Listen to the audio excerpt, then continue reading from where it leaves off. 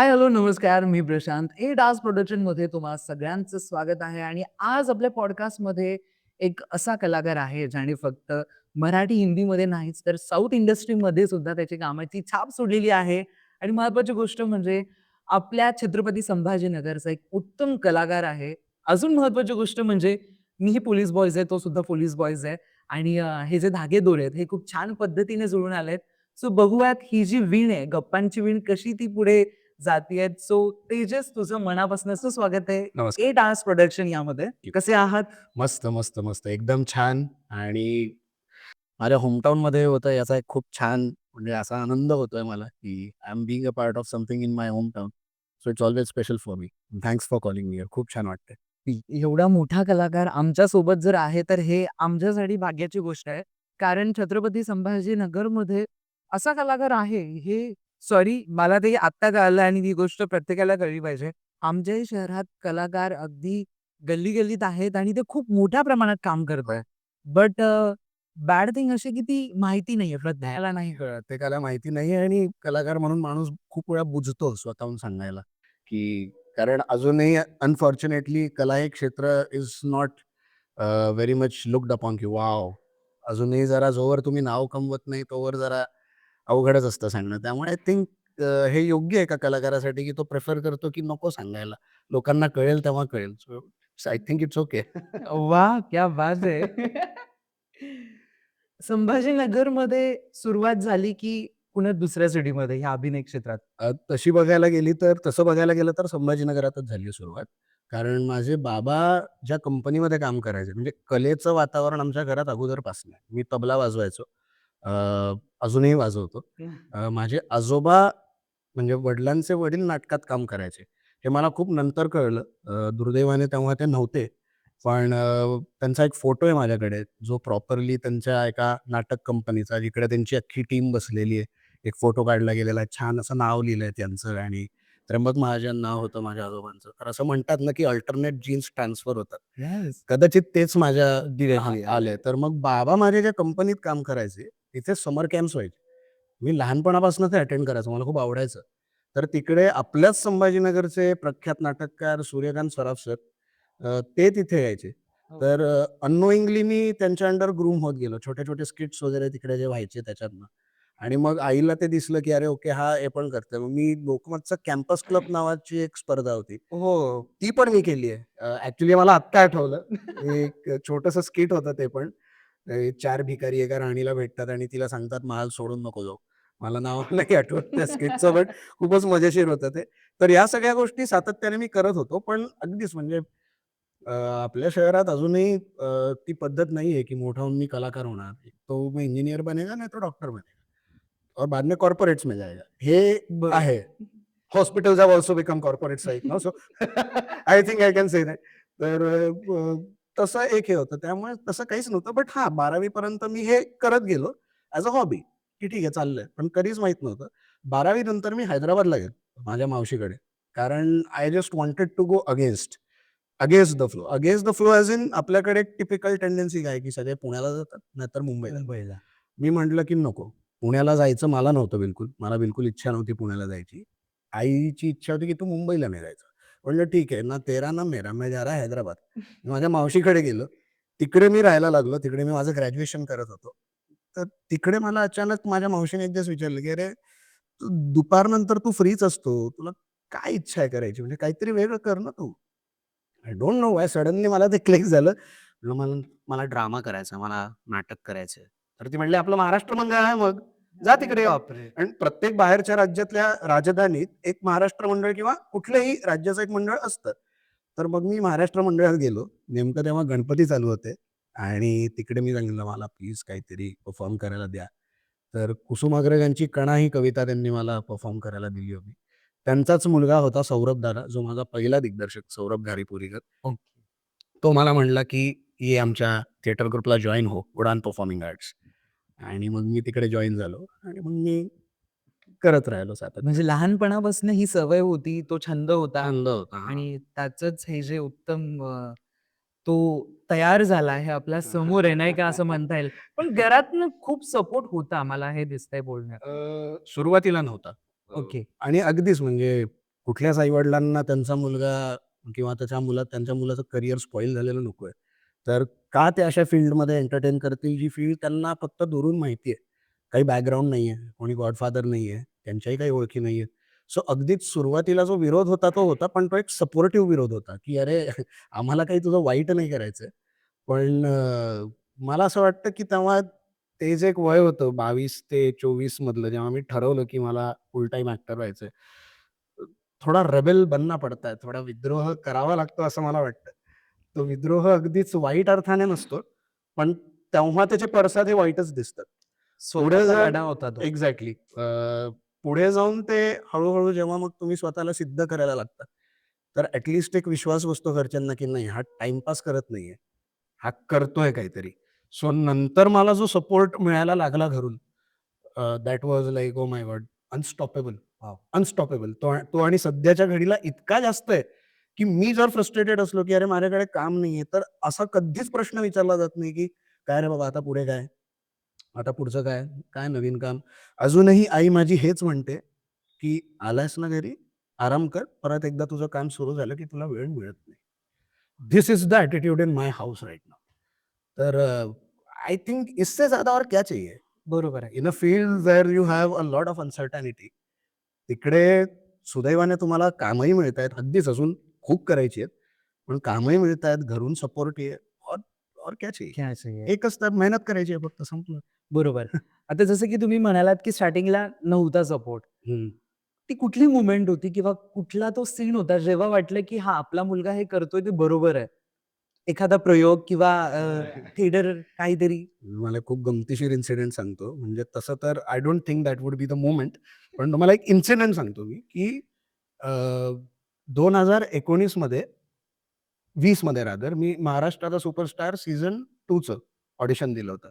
महाराष्ट्राचा सुपरस्टार हे झी मराठीवर होतं येस. आणि त्याच्या पहिल्या सीझनमधनं आपल्याला असंख्य सुंदर कलाकार म्हणजे निलेश साबळे दादा, शंकर शंकराडे दादा, योगेश शिरसाट दादा, अभिजित खांडकेकर दादा, इतके ग्रेट, नम्रता संभेराव ताई, एवढे हं, हं. ग्रेट लोकं आपल्याला त्यातनं मिळालेत.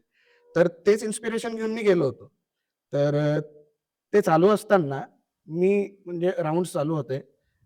सुदैवाने मी एलिमिनेट होत नव्हतो. सेफ साइडला होतो आणि अशाच एका पर्टिक्युलर इन्सिडेंटला माझ्या आई-वडिलांना त्यांनी बोलावलं होतं सहज, सरप्राईज म्हणून.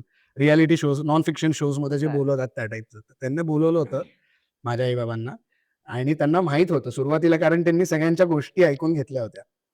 तर त्यांना माहीत होतं, की माझे बाबा तेवढे तेव्हा सपोर्टिव्ह नव्हते. तर आय स्टिल रिमेंबर आई वगैरे भेटले मला तिकडेच. जे काही कॅमेरावर दाखवायचं होतं ते त्यांनी दाखवलं. मग नंतर माझे बाबा आले अचानक मागून. That was a surprise. That was an actual surprise, की ओके. बाबा आले. तर अभिजित दादा अभिजित दादा म्हणला, की "सर आता तुमचा मुलगा तर या मंचावर आलाय. तुम्ही याला म्हणत होतात नोकरी वगैरे करायची किंवा हे ते. आता तुमचं काय मत आहे?" तर त्या सेटवर, त्या स्टेजवर सुद्धा माझे बाबा हेच म्हणले, की "नाही हे करतोय ते छान आहे. मला अभिमान आहे. पण मला असं वाटतं, की एक स्टेबल इन्कम असलेली नोकरी असली पाहिजे." That was his statement on the national television. बापरे! अनपेक्षित होतं नाही का? आणि मी पण कायच बोलू मी आता. बट थँकफुली आमचे जज जे होते Sanjay Jadhav sir, the hmm. Great director, yes. He came to the rescue. ते मला ते बोलले की "देख मेरी जान, मैं अभी इतना अच्छा डायरेक्टर बन गया हूँ, इतनी मेरी फ़िल्म आती है, लेकिन आज भी मेरी मम्मी बोलती है कि तेरा शूटिंग खाली तू सैटरडे संडे रख, बाकी मंडे टू फ्राइडे जॉब कर. तो ये सब चलता रहेगा, यू कीप गोइंग, डोंट वरी." मी म्हटलं ही व्यथा ओके. तुमच्या सोबतच नाहीये तर. सो असं पण झालंय. But that was the moment since when my parents started supporting, की ओके, हा टेलिव्हिजनवर आलाय आता. आणि ॲज आय सेड, की बॅकग्राऊंड नसताना टेलिव्हिजनवर वगैरे येणं is not a small thing. Of course स्वप्न खूप मोठी असतात. पण दॅट वॉज द स्टार्ट. मग हळू काम मिळत गेलं. हं, हं. हां, पहिला प्रयोग कुठला होता on television? Television you mean a show? या म्हणजे तसा तर महाराष्ट्राचा सुपरस्टारच होता. बट ती स्पर्धा होती. तर त्याशिवाय जर पहिला असेल तर तो ती परत आली आहे नावाचा एक हॉरर शो होता. हॉरर या. हॉरर शो आय होता. नो. त्यात एक मँडी नावाचं कॅरेक्टर करत होतो मी. म्हणजे थोडंसं सायकोपॅथ असतं. ओके. तर हां, that was my first project ever on ते टेलिव्हिजन. कॅरेक्टर कसं मिळालं? कसं गेन केलं? ते कॅरेक्टर मिळालं असं, की 19 जुलै 2020 ला महाराष्ट्राच्या सुपरस्टारचा फिनाले संपला. फिनाले झाला आणि 19 जुलै 2021ला मी ती परत आलीचा कॉन्ट्रॅक्ट म्हणजे एक्झॅक्ट 1 वर्षानंतर मी तो साइन केला. मी प्रोफाईल सगळीकडे पाठवत होतो. खूप कॉन्टॅक्ट्स लावत होतो. मुंबईला पण फिरत होतो. बट कोविडची सेकंड वेव्ह चालू होती. So yes. Everything was not open. तर मी होईल तितक्या म्हणजे आता इथे पण एक गंमत अशी आहे, की बाबा माझे जे होते, जे सुरुवातीला अनसपोर्टिव्ह होते. त्यांच्या थ्रू म्हणजे इनडायरेक्टली हा प्रोजेक्ट मला मिळाला. तो कसा, की त्यांच्या ऑफिसमध्ये एक व्यक्ती काम करत होता. त्या व्यक्तीचा एक मित्र डिरेक्टर होता. म्हणजे रादर ते अजूनही आहेत. खूप मोठे डिरेक्टर आहेत ते. त्यांच्या बाबांनी मला त्यांचा नंबर दिला. त्यांनी मला त्यांचा नंबर दिला. त्यांना मी फोन केला. म्हटलं, "सर असा-असा नंबर मिळालाय. मला काम हवंय." ते म्हटले, की "माझ्याकडे तर नाहीये बाळा सध्या काम. पण माझा एक मित्र नवीन मालिका सुरू करतोय. तर तू त्याला तुझी प्रोफाईल पाठव." तर मी त्यांना पाठवली. जे आमचे दिग्दर्शक होते, श्री अंकुश मारोडे. त्यांना मी माझी प्रोफाईल पाठवली. त्यांनी ती निर्मात्यांकडे पाठवली. निर्मात्यांनी बघितल्यानंतर त्यांनी चॅनलला अप्रूव्हलसाठी पाठवली आणि चॅनल म्हणला, की "अरे हां, हा तर सुपरस्टारचा आहे. अरे फायनलिस्ट वी नो. येस. इसको ले लेते हैं." तर काय माहिती काय झालं त्यांचा फोन आला आणि ते बोलले, की "sorry Tejas, it's not working out. आपण दुसऱ्या कुठल्यातरी कॅरेक्टरसाठी बघू." म्हटलं, "ओके." मी परत आता की ठीक आहे आता काय? काही दिवसानंतर परत फोन आला, की "तेजस ऐक या कॅरेक्टरसाठी नाही झालंय, पण एक मँडी नावाचं कॅरेक्टर आहे, ते करशील का तू?" मी म्हटलं, "मी कुठलंही कॅरेक्टर कर, मला अभिनय करायचा आहे फक्त. बस बस. It doesn't matter frankly." आजही मला काहीच फरक पडत नाही, की मी लीड करतोय, की पॅरलल लीड करतोय, की कॅरेक्टर करतोय. मला फक्त अभिनय करायचा आहे. That's it. I just want to face the camera. I want to work. कारण करियर खूप मोठं आहे. हे काय वी आर नॉट क्रिकेटर्स, की 39व्या वर्षी रिटायरमेंट घ्यायची. अपना चलते म्हणजे रहता है. इकडे ओढ फक्त अभिनयाची तुम्हाला. एक्झॅक्टली मला काहीच आणि घाई नाहीये मला बिलकुल, की आत्ताच सगळं जे मिळालं तर मी म्हणेन मी मी करेन काहीच प्रॉब्लेम नाही. आणि ते कॅरेक्टर खूप आवडलं लोकांना. म्हणजे ती मालिका झाल्याच्या 3 वर्षांनंतर जेव्हा मी 2024 मध्ये शिवाला जॉइन झालो, तेव्हा ती परत आलीमध्ये मला थोडी दाढी-मिशी होती. शिवामध्ये मला त्यांनी क्लीन शेव्ह लूक ठेवायला सांगितला होता. तर तिथे 3 वर्षानंतर त्या हेअर ड्रेसर सॉरी ज्या कॉस्ट्यूम डिझायनर होत्या त्यांनी विचारलं, "अरे तू लूक चेंज केलास का?" मी म्हटलं, "सॉरी तुम्ही मला कधी "अरे तू मँडी मला" मी म्हटलं, "ओह माय गॉड!" बाप! आणि ती लिमिटेड एपिसोडची सीरीज होती, ती परत आली आहे. त्या लिमिटेड एपिसोडच्या सीरीजमध्ये पण मी काही लिमिटेड एपिसोडसाठी होतो. ओके. पण तरीही ते कॅरेक्टर खूप देऊन गेलं आणि कामातलं काम निघतं जे बोलतात, त्या एका कॅरेक्टरमुळे माझं प्रोफाईल खूप प्रोडक्शन हाउसेसमध्ये गेलं. So that was my first project through which I entered the television industry. Okay. Link लागणं खूप गरजेचं आहे, नाही खूप का? गरजेचं आहे, खूप गरजेचं आहे आणि ती योग्य वेळी लागते असं मला वाटतं आणि ती एकदा लागायला लागली, की मग म्हणजे ते आपण म्हणतो ना, की एखादं सॅटेलाइट ऑर्बिटमध्ये लागलं, की ते त्याच्या राउंड, राउंड. ट्रॅजेक्टरीनुसार येस, फिरत येस. राहतं. सो कलाकारांच्या प्रोफाईल्सचंही असंच आहे, की एकदा तुमची 1-2 कामं बाहेर आली, की लोकांना आवडली, की आपोआप तुमचं प्रोफाईल फिरायला लागतं आणि काम येतं. ओके. इतकंच तुम्हाला करायचंय, की जे काम मिळालं तुम्हाला म्हणजे मलाही, की मिळालं ते इमानदारीत करायचं. That's it. That's the only की फॉर धिस फील्ड. टू क्या बात hell with the rest of the things, की कॉन्टॅक्ट्स नाही आहे यार. तू मूव्हीजच्या प्रीमियर्सला जात जा, तिकडे ओळखी होतील किंवा रील्स कर. Instagram फॉलोअर्स खूप इम्पोर्टंट आहे. मी नाही बिलीव्ह करत या सगळ्या गोष्टींमध्ये. माझं इतकंच आहे, की जे मिळालं ते करत राहा. ऑफकोर्स आता मला काही लोकांनी सांगितलं, की तेजस थोडं सोशल मीडिया तू एन्हान्स कर तुझं. तर ते मला करावं लागणार आहे. Yes, yes, yes. बट माझा पर्स्पेक्टिव्ह हा आहे, की लिंक्स वगैरे या लागतात. तुम्ही फक्त कामाशी लॉयल राहा आणि काम करत राहा. Don't stop. Don't stop. Consistency is the key. बरोबर. आता जसं की लिंक लागणं ही खूप गरजेची गोष्ट आहे. राइट. बट जे फ्रेशर येणारे लोकं आहेत, हं. ते तुमच्यापर्यंत किंवा डायरेक्टर, प्रोड्युसर, इंडस्ट्रीपर्यंत नाही लवकर पोहोचत आहे. त्यांचं काय मत आहे? म्हणजे त्यांचे हालच होतात का? यावर तुमचं नाही, काय मत नाही, आहे? नाही. मला असं वाटतं त्यांच्यासाठी सुद्धा प्लॅटफॉर्म्स आहेत. आता महाराष्ट्राचा सुपरस्टारमध्ये जेव्हा मी गेलो, तेव्हा मलाही काही कॉन्टॅक्ट्स नव्हते. मी तो रिएलिटी शो केला. त्यातनं मी जे स्किट्स केले, मला जे मार्क वगैरे मिळाले, जे महाराष्ट्राचे टॉप 10 तेव्हाचे जे होते, त्यातला मी एक जो होतो, त्याच्या थ्रू लोकांपर्यंत मी पोहोचायला लागलो आणि मग मला नंतर लिंक्स क्रिएट कराव्या लागल्या. नवीन कलाकारांसाठी प्लॅटफॉर्म्स आहेत. तुम्ही करंडकांमधनं वर येऊ शकता. मी तर एकही करंडक केला नाही कारण माझं मॅक्सिमम थिएटर हे हैदराबादला झालंय. त्यामुळे मला करंडकांचा अनुभव नाहीये. पण इथे आल्यानंतर माझे असंख्य मित्र भेटलेत, ज्यांनी मला त्यांचे अनुभव सांगितलेत. त्याच्यातनं ते वर कसे आले, त्याच्यातनं त्यांनी त्यांचं फ्युचर कसं क्रिएट केलं. कोणी बघितलं, आता मी एक स्पर्धा आहे, मला त्या स्पर्धेचं मी नाव नाही घेऊ शकत, कारण मी स्वतः कधी ते बघितलं नाहीये. ओके. पण मी असं ऐकलंय, की त्या स्पर्धेत दिग्दर्शक आणि निर्माते कॉन्ट्रॅक्ट्स घेऊन बसतात, की अमुक-अमुक एकांकिका झाली तर हा आहे किंवा ही आहे बरी. चला हे प्रोजेक्ट आहे. करायचं आहे का तुला सांग. त्यामुळे प्लॅटफॉर्म्स आहेत. प्लॅटफॉर्म्स आहेत. माइंडसेट खूप गरजेचा आहे, की तुमचा माइंडसेट काय आहे? तुम्ही काय माइंडसेट घेऊन येताय? म्हणजे आय एम सॉरी, मी थोडासा बायस्ड वाटेल, पण कुठला मुलगा जर तिथे येऊन म्हणत असेल, की "हे बघा माझे 50,000 फॉलोवर आहेत, मला काम द्या." तर ते नाही देणार काम. आजकालच्या काळात देतीलही, पण तसं तर नाही देणार काम. पण सध्याला ह्या गोष्टी खूप सुरू आहेत ना, खूप, खूप, फॉलोअर्स खूप जास्त बघून सुरू आहे. काम मिळतंय. खूप जास्त. माझ्याकडनं मला असंख्य रिजेक्शन्स मिळालेत, कारण माझे फॉलोअर्स कमी. सी, आता मी जेव्हा डेली सोप्समध्ये काम करतोय, daily soaps is about fitment, की तुम्ही कसे दिसता, तुमची बॉडी कशी आहे, तुमचा चेहरा कसा आहे, हिरो दिसता का, विलन दिसता का, अमुक दिसता का. बट त्याचा अर्थ असा नाही की त्यात अभिनय नसतो. डेली सोपचाही अभिनय असतो आणि तोही खूप टफ असतो. खूप लोक अंडर एस्टिमेट करतात डेली सोपला. मी स्वतःही केलं होतं. I am sorry. मी स्वतःही केलं होतं, कारण बॉबी जासूस करून आलो होतो मी आणि माझा असा ॲटिट्यूड होता, की हे नाही, सीरियल वगैरे मी हे करणार नाही. पण ते म्हणतात ना, मुंबईत आल्यावर मुंबई अगोदर कानाखाली देते तुमच्या, की पळ खाली. आता उठ. आता तुझ्यात जर ताकद असेल तर मी उठवते तुला. आणि मग तिकडे जर टिकलात, जे मलाही वेळ लागला. I have been in worst of my phases. 13 वर्षांचा अनुभव घेऊन तेजस महाजन आज इथे आहेत. आणि नाही, द थिंग इज, अभिनय तर मी सातत्याने जो करत होतो, तो करतच होतो. मी कॉर्पोरेट सेक्टर सोडून आलो होतो. I was working as an HR. ओ. मी एका कॉर्पोरेट सेक्टरच्या खूप खूप एका नामांकित कंपनीत काम करत होतो. पण नव्हतं जमत मला. And it was a very फिल्मी सीन. एका म्हणजे खूप माझा जिवलग मित्र आहे नर्सरीपासूनचा. त्याला मी फोन केला, म्हणलं, "मला नाही जमत आहे." तो म्हणला, "नाही जमत आहे?" म्हणलं, "नाही जमत आहे." "ॲक्टिंगच करायची आहे?" म्हणलं, "हो." "सोडणार नाही?" म्हणलं, "नाही." "बघ हां, सोडला तर मी तुला परत नोकरी लावेन." म्हणलं, "नाही सोडणार." "ठीक आहे, आज जाऊन रेजिग्नेशन देऊन टाक." म्हणलं, "काय?" "आज जा आणि रेजिग्नेशन देऊन टाक." म्हणलं, "आज करायची आहे ना?" म्हणलं, "हो."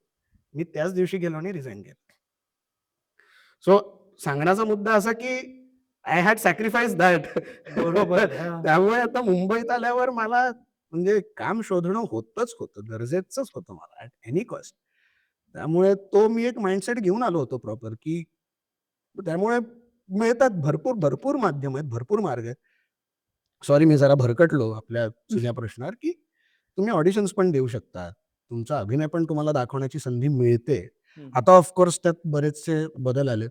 आता अगोदर इंट्रोडक्शन द्यावं लागतं. मग इंट्रोडक्शनमधनं तुमची फिटमेंट दिसली, तर मग ते तुम्हाला ऑडिशनला बोलवतात. मग ऑडिशन झाल्यानंतर मग स्क्रीन टेस्ट, मग लूक टेस्ट, मग अप्रूव्हल. तर फिल्टर्स खूप लागत गेलेत. बापरे! बट आहेत भरपूर माध्यम आहेत अजूनही. जर एखादा अनुभवी कलाकार ऑडिशनसाठी जात असेल, तर त्यालाही एवढं सगळं करावं लागतं ही प्रोसेस? केलं पाहिजे असं माझं मत आहे. हो. केलं पाहिजे. म्हणजे कारण अनुभवी कलाकार जरी असेल, कितीही अनुभवी कलाकार जरी असेल, आता खूपच वरिष्ठ जे आहेत, हां. ज्येष्ठ आहेत, त्यांच्याबद्दल मी नाही बोलणार. पण एक अनुभवी कलाकार जरी असेल, त्याचा अभिनय कितीही चांगला असेल, तरी त्या पर्टिक्युलर रोलला तो जातोय की नाही हे बघणं खूप गरजेचं आहे. कुठल्याही डिरेक्टरसाठी किंवा कास्टिंग डिरेक्टरसाठी. ह्याचं एकदम वेग किंवा एकदम बेवकूफ उदाहरण जर द्यायचं झालं, तर जाड माणूस जर पाहिजे, तर एखादा सुकडा माणूस माझ्यासारखा कितीही चांगला अभिनय करणारा असला, तरी तो त्या रोलला नाही जाऊ शकत, कारण त्यांना जाड माणूस पाहिजे. अच्छा. हां. फिटमेंट खूप गरजेची आहे.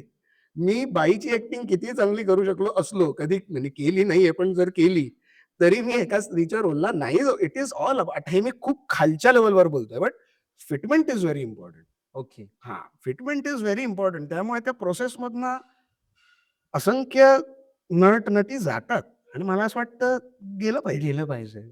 सराव आपलाच होतो. सराव आपलाच होतो. एक्झॅक्टली. पंकज त्रिपाठी पण त्यांच्या अशाच एका पॉडकास्टमध्ये म्हणलेत, की ऑडिशन को आप रिजेक्शन मत समझिए. It's a lesson, it's an experience और आप ये तजुर्बा जितना लिए जाओगे, उतना आपके लिए आसान होगा अगले ऑडिशन्स क्रॅक करना. त्यामुळे इट बिकम्स ईझियर. ओके. जसं बॉबी जासूसचा उल्लेख केला. तो अनुभव कसा होता? विजया बालनसोबत काम केलंय. My god, my god, my god. I think तो चित्रपटच किक होता माझ्यासाठी, की आता मला कलाकार व्हायचंय. मी तेव्हा कॅट नावाच्या एका परीक्षेसाठी प्रिपेअर करत होतो. MBAची ही परीक्षा असते ती. हैदराबादला असताना माझे आई-बाबा येऊन बसले होते. म्हणजे आळीपाळीने आले होते. पहिले 15 दिवस आई, नंतर 15 दिवस बाबा, की याला सकाळी उठवायचंय, अभ्यास करायला लावायचा आहे. ओके. थिएटरला वगैरे याच्यासाठी आलेले फक्त. कॅटसाठी. तर ते चालू होतं आणि एक खूप, खूप, खूप अ, प्रख्यात दिग्दर्शक आहेत हैदराबादचे, विनय वर्मा म्हणून. अ, आजच्या काळातले जे प्रसिद्ध अभिनेते आहेत, विजय वर्मा आणि विजय देवरकोंडा साऊथमध्ये. येस. त्या दोघांनी विनय सरांच्या अंडर ट्रेनिंग घेतलं. मी स्वतः कधी ट्रेनिंग नाही घेऊ शकलो.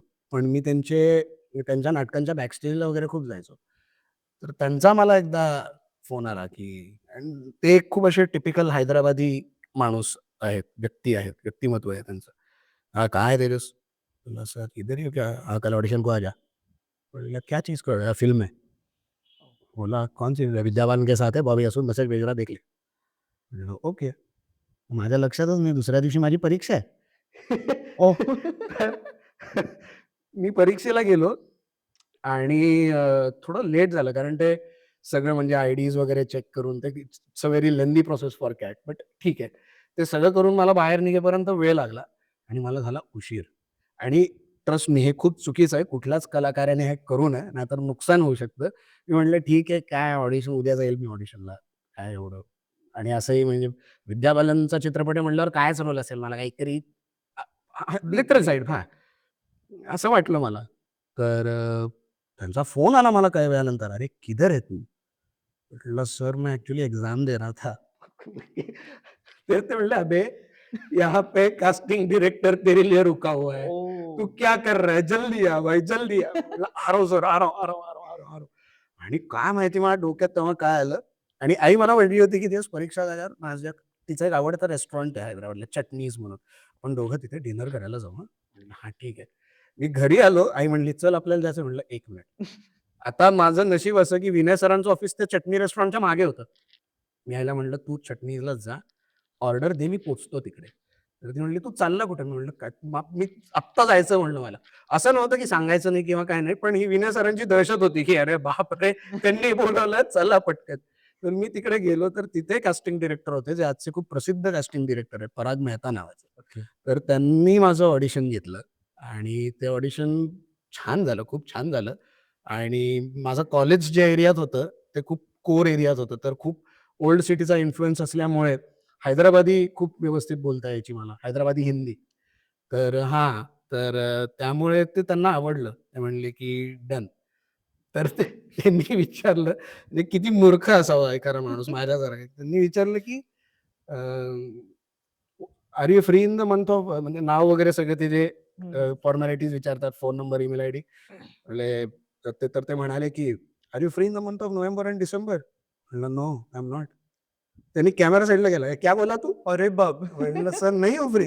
"तो क्यों नहीं है?" मैं कुल्लू मनाली जा रहा हूँ दोस्तों के साथ. दोस्त is more important. Industrial visit होती कॉलेजची. ओके. हां. मी म्हणलं आणि I was coordinating it. Me and one of हां. माय फ्रेंड्स आम्ही जाणे दोघे गरजेचंच कोऑर्डिनेट होतं. करत होतो. तर मला असं झालं, की आता मीच नाही म्हणलो तर हे मित्र तर मला लाथा घालतील. म्हणलं नहीं हो सकता. तर विनय सर आले.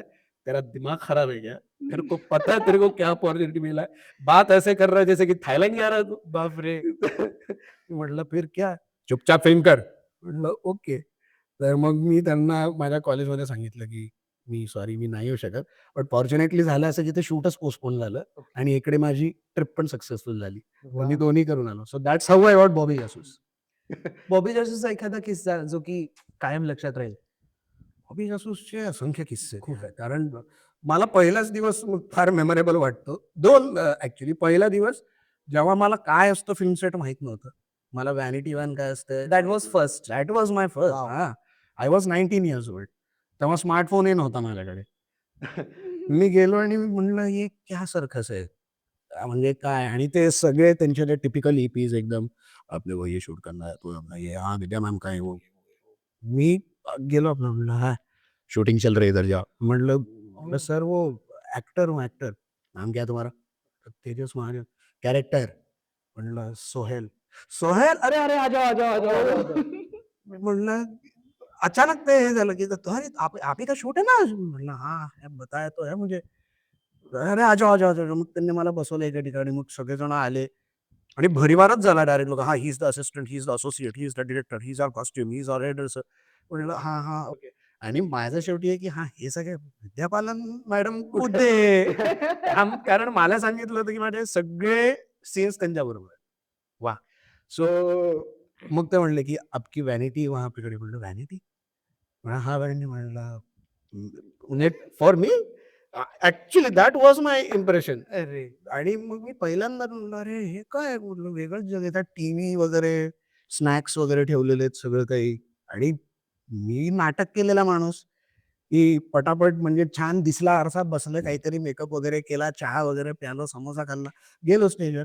That's how we were trained, की नाटक हे स्वतःहून केलं पाहिजे सगळं. तर इथे म्हणलं हे एवढं सगळं बापरे बाप! तर that was my first impression of a film set. And the last but not the least I was invited by Vidya Balan at her home for a lovely dinner. आणि त्यांनी मला एक छान असा चारमिनारचा फ्रिज मॅग्नेट आणि वाव. गुलाबजामुनचा एक बॉक्स गिफ्ट केला होता. आणि खूप छान त्यांनी ट्रीट केलं होतं मला. सो ती ती पूर्ण जर्नीच खूप मेमोरेबल होती. खूप मेमोरेबल होती. खूप मेमोरेबल होती. यामुळे आज मला खूप प्राउड फील होतंय कारण हा छत्रपती संभाजीनगरचा आहे. पोलीस बॉयज आहे सो खरंच खूप खूप कौतुक आणि असंच आम्हाला अजून मोठमोठ्या चित्रपटात तुला बघायचं आहे. लाईफचा टर्निंग पॉइंट कधी झाला? अ, मला असं वाटतं मी जितक्यांदा नवीन प्रोजेक्ट घेतो ना, तो माझा टर्निंग पॉइंट असतो. त्याचं मी कारण तुम्हाला सांगतो. मी वर्कहॉलिक इज अ व्हेरी म्हणजे हा खूप मोठा शब्द आहे, पण मी ना खूप इम्पेशंट आणि बेचैन असतो. मला काम जर नसेल ना, तर मी खूप इरिटेट होऊन जातो. मी म्हणजे मला नाही बसवलं जात एका ठिकाणी. मला काहीतरी हे असतं. त्यामुळे नवीन काम मिळालं, की ती जी एक एक्साइटमेंट असते, एक नर्व्हसनेस असतो. अजूनही प्रत्येक प्रोजेक्ट मिळाल्यावर मी नवीन सेटवर जातो तेव्हा थोडंसं दडपण आलेलं असतं, की नवीन लोकं, अख्खा सेट नवीन, अख्खे लोकं नवीन. तर हे एक असतं. तर पण नंतर ती जी एक एक्साइटमेंट येते आणि त्या एक्साइटमेंटमधनं मी काम करायला स्टार्ट करतो. तर माझ्यासाठी प्रत्येक नवीन project, be it an ad, be it a daily soap, be it a film or be it theatre. नवीन प्रोजेक्ट म्हणजे मी माझ्यासाठी टर्निंग पॉइंट. कारण मला असं वाटतं प्रत्येक प्रोजेक्टमधनं काही ना काहीतरी मिळतं. काम नाही म्हणत आहे मी, पण काहीतरी आपण घेऊन जातो. तुमच्या कलेची शिदोरी तुम्ही वाह! पुढे कॅरी करता. प्रत्येक ह्याच्यातनं काहीतरी शिकायला मिळतं आणि सगळ्यात मेन ज्याचा म्हणजे इंट्रोस्पेक्शन आपण करायला शिकतो, की आपला अभिनय मागच्या वेळेसपेक्षा किती बेटर होता. हं, हं. ॲट लीस्ट तो 10% बेटर झाला पाहिजे. पुढे जो रोल मिळेल तो मिळेल. पण तो 10% बेटर तरी झाला पाहिजे मिनिमम. हे समाधान असलं पाहिजे. त्यामुळे प्रत्येक प्रत्येक प्रोजेक्ट माझ्यासाठी टर्निंग टर्निंग पॉइंट पॉइंट असतो. आहे. प्रत्येक प्रोजेक्ट. मस्त. ह्या इंडस्ट्रीमध्ये टिकून राहण्यासाठी कुठली एक गोष्ट तुम्ही फॉलो करतात? Consistency. That is more important. Consistency is very important. म्हणजे एक जे इंडस्ट्रीत खूप ही टर्मिनॉलॉजी वापरली जाते, की दिसत राहणं. दिसत राहणं हे व्हर्चुअल किंवा काय म्हणतात त्याला वैयक्तिकरित्या भेटणं हे दिसणं झालं. दिसणं किंवा दिसणं तेही दिसणं झालं. पण माझ्यासाठी कन्सिस्टन्सी इज की कुठल्या ना कुठल्यातरी माध्यमातून मी माझा क्राफ्ट पर्सीव्ह करत राहिलो पाहिजे. मग ते काहीही असेल. जर मी एक फिल्म बघतोय आणि त्या फिल्मचा डायलॉग मी आत्ता रिपीट करतोय, तर ते पण माझ्यासाठी माझा क्राफ्ट पर्सीव्ह करणं आहे. जर मी एक पुस्तक वाचतोय आणि ते पुस्तक वाचताना ते दृश्य मला इमॅजिन होतंय आणि ते इमॅजिन करताना मला असं वाटतंय, की हा डायलॉग मी कसा घेतला असता? ते पण माझ्यासाठी क्राफ्ट पर्सीव्ह करणं आहे. कन्सिस्टन्सी ही अभिनयात खूप गोष्टींमधनं बाहेर येऊ शकते. ही चित्रपट बघून येऊ शकते, डेली सोप्स बघून येऊ शकते, पुस्तकं वाचून येऊ शकते, नाटकं बघून येऊ शकते. तुमच्या डेली लाईफमधल्या ऑब्झर्वेशनमधनं येऊ शकते. तर ती माझ्यासाठी कन्सिस्टन्सीचा अर्थ हा आहे, की there should be a lot of consistency in your art, in your field, with your craft. दुसरी गोष्ट सिन्सिअरिटी. मी डेडिकेशन, टॅलेंट हे मोठे शब्द नाही वापरणार. कारण मला असं वाटतं ते शब्द वापरण्याइतका अनुभव मला नाही आहे आणि डेडिकेशन माझं किती आहे हे माझ्याहून जास्त प्रेक्षकांना कळेल जेव्हा मी परफॉर्म करेल कुठेही. त्यामुळे ते मी घेणार नाही. पण बेसिक सिन्सिअरिटी, वेळेत जायचं, वेळेत तयार व्हायचं, वेळेत काम करायचं, वेळेत घरी यायचं. That's it. म्हणजे मी एक गोष्ट ऐकली होती, की बाकी सगळं ठीक आहे. वेळेत जाणं ही एक अशी गोष्ट आहे ज्याला बिलकुल मेहनत नाही लागत. यू कॅन जे तुम्हाला फक्त घराच्या बाहेर निघायचं आणि पोहोचायचं, दॅट्स इट. इतकं सोपं असतं. पण ते सुद्धा बरेच जण फॉलो करतात, नाही करत मला माहीत नाही.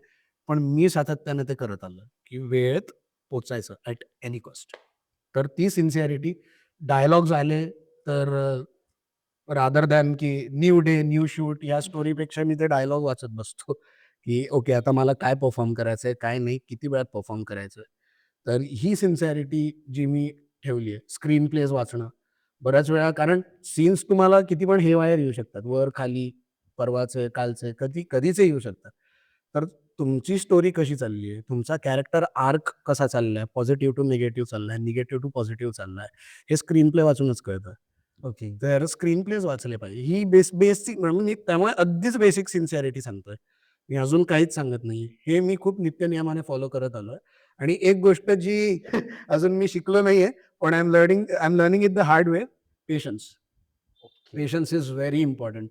आणि मला असं वाटतं, की टॅलेंट, डेडिकेशन, परत सिन्सिअरिटी या सगळ्या गोष्टी असतील, नसतील.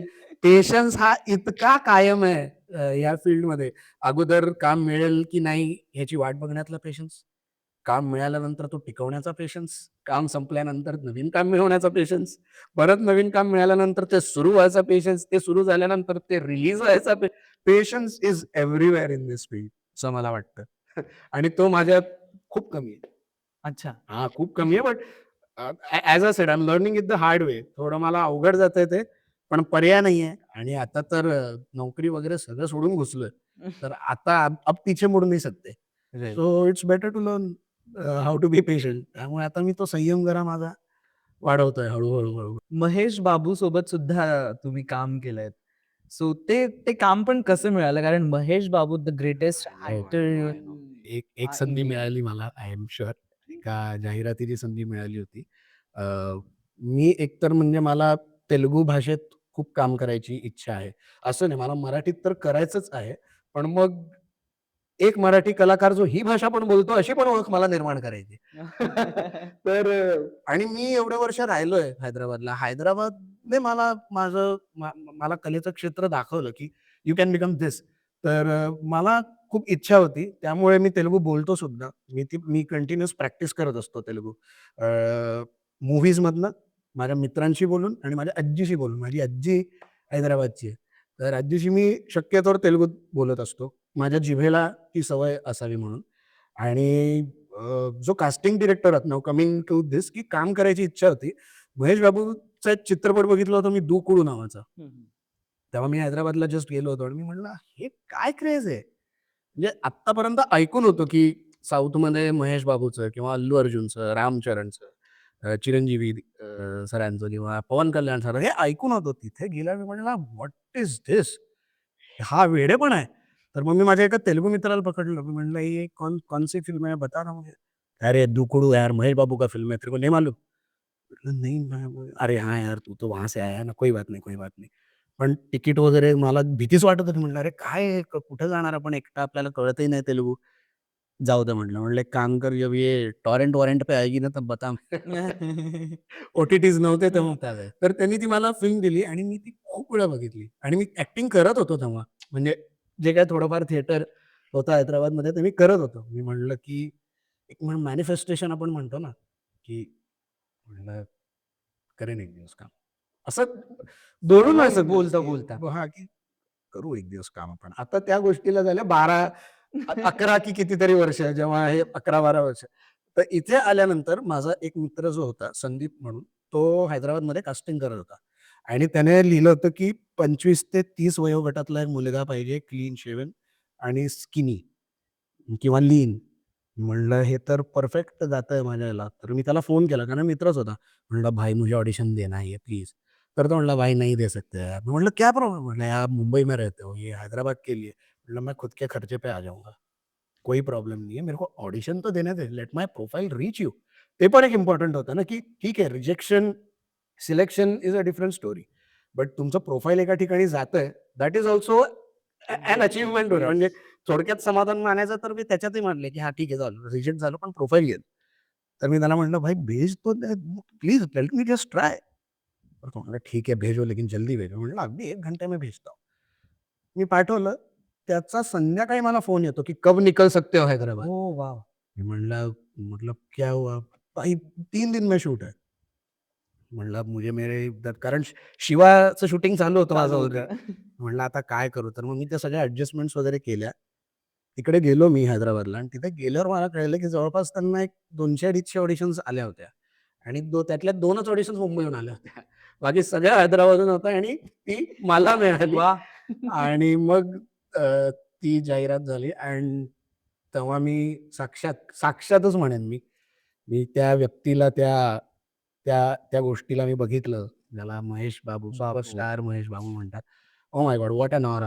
म्हणजे माझ्या मित्रांना पण सांगतो ना, की कदाचित देवाने खूप छान असा वेळ काढला असेल, की थांबा जरा, मला काहीतरी बनवायचंय आणि त्यांनी बनवलंय. बापरे! एवढे? इतकं म्हणजे त्यांचा प्रेझेन्स एक खूप सकारात्मक प्रेझेन्स होता त्यांचा खूप जास्त, की म्हणजे चिड किंवा हे नाही, काही नाही. He was very quite, focused. त्यांना माहिती होतं त्यांना काय करायचंय.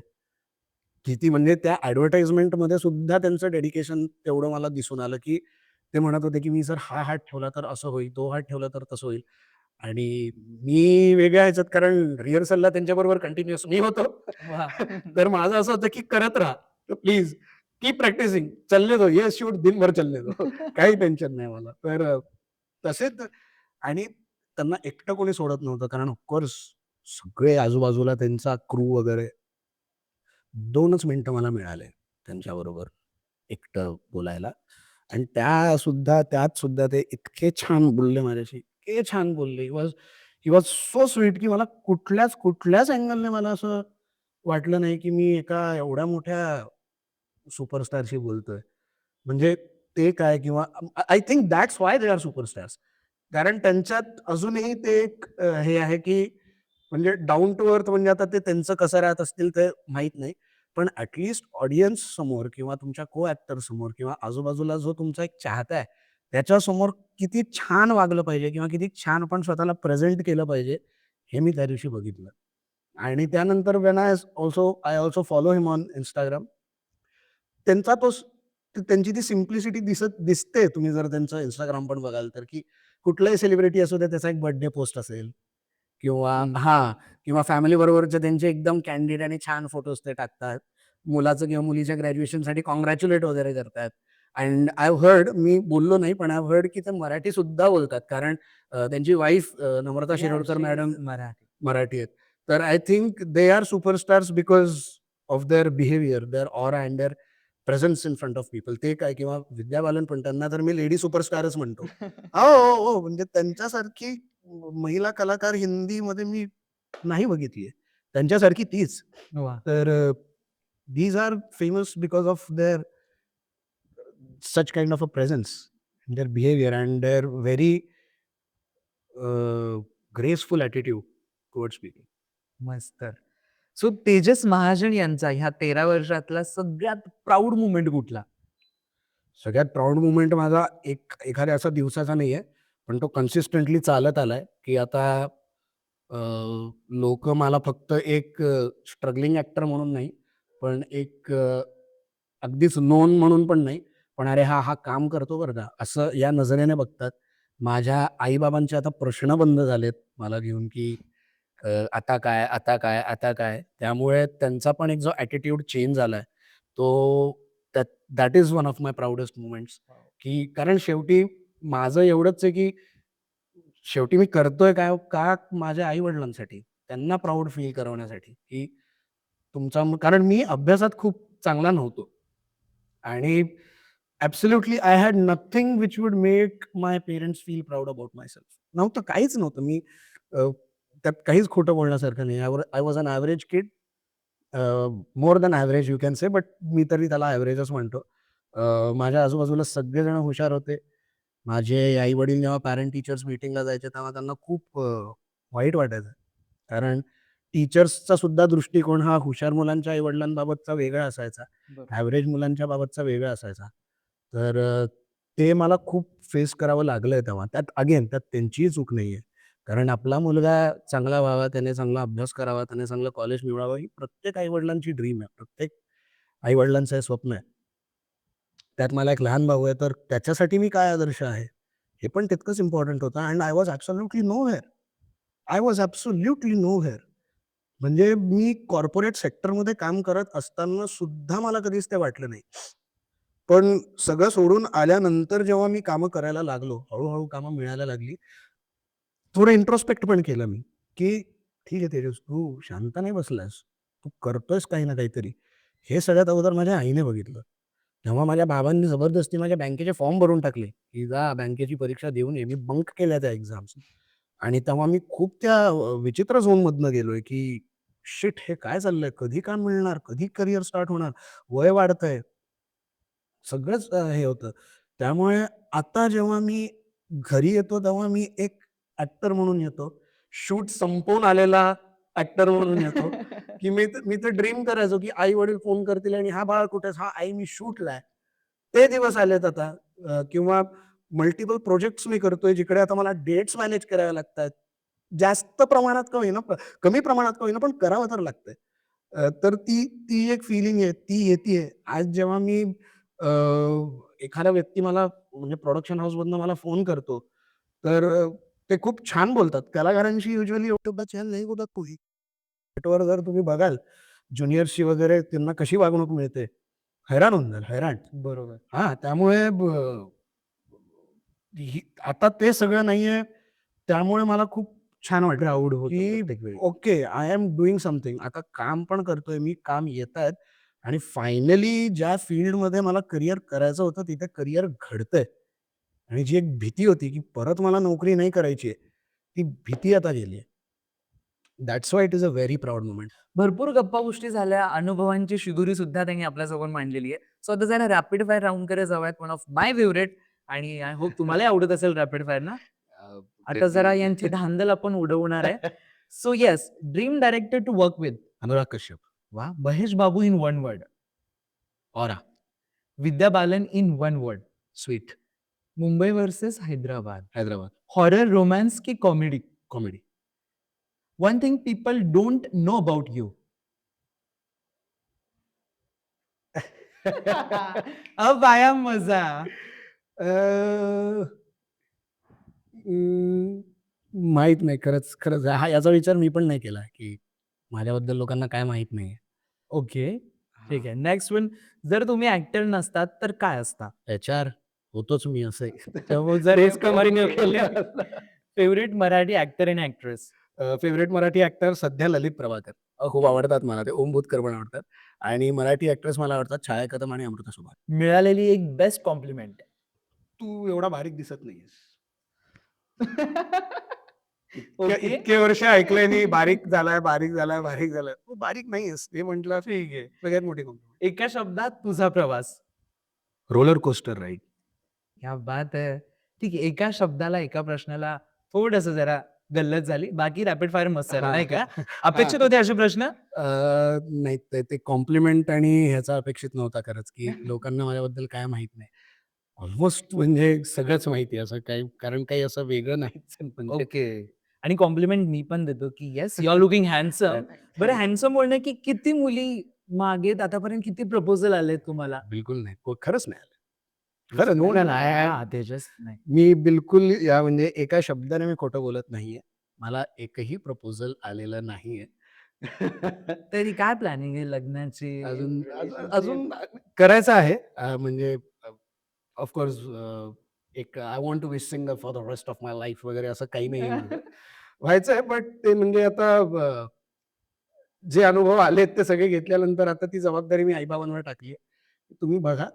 जे अरेंजकडे वळणार आहे तुम्ही? Arrange I don't no. जो होगा वो पण देखा जो जाएगा. जो होगा वो देखा जाएगा. पण सध्या तरी असं ठरवलं नाहीये, की क्या बात है! Thank you so much Tejas, तुम्ही आमच्या ए डान्स प्रोडक्शनमध्ये आलात. वेळात वेळ काढून आणि 13 वर्षांचा हा जो अनुभव आहे, थिएटर टू बिग सिनेमा हाऊसमध्ये तुम्ही तुमची छाप पाडली आहे.